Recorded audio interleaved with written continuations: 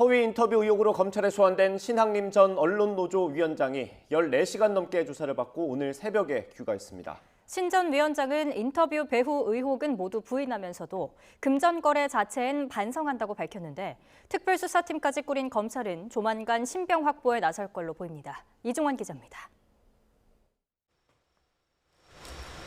어제 오전 피의자 신분으로 검찰에 불려나온 신학림 전 언론노조 위원장. 자정을 넘겨서야 검찰청사를 빠져나왔습니다. 지난 2021년 9월 김만배 씨와 나눈 대화가 기획된 허위 인터뷰란 의혹은 거듭 부인했습니다. 배우도 있을 수 없고 뉴스타파와 보도 방향이나 시점 등을 논의한 사실도 없다고 했습니다.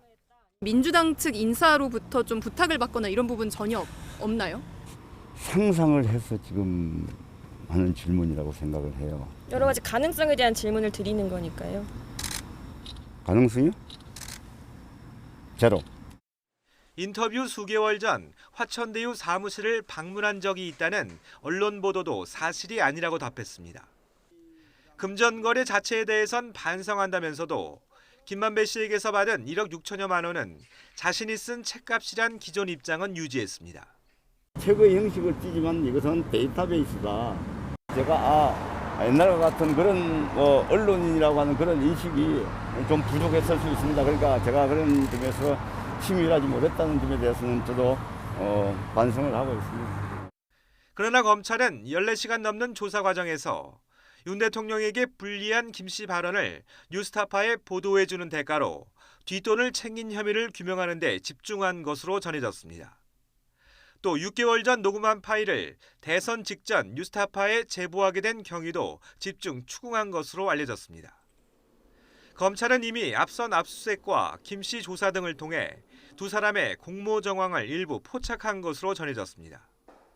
김 씨가 조사 과정에서 수사 무마 의혹 인터뷰의 허위성을 어느 정도 인정했다는 게 검찰 설명입니다. 그 당시에 윤석열 대통령이 2011년에 그 조우영 씨에게 수사 무마해줬다고 진술했는데 지금도 입장은 변화 없으세요? 그 당시에 대검 중수 과장으로서 그런 영향력 있는 위치에 있지 않았다고 생각합니다. 검찰은 이번 의혹을 대선 개입 여론 조작 사건으로 규정하고 중앙지검 반부패 수사 3부를 중심으로 검사 10여 명이 투입된 특별수사팀을 꾸렸습니다. 일단 신 전 위원장과 김 씨가 허위 인터뷰 대가로 뒷돈을 주고받은 배임 수증제 혐의부터 다진 뒤 조만간 신병 확보에 나설 것으로 전망됩니다. YTN 이종원입니다.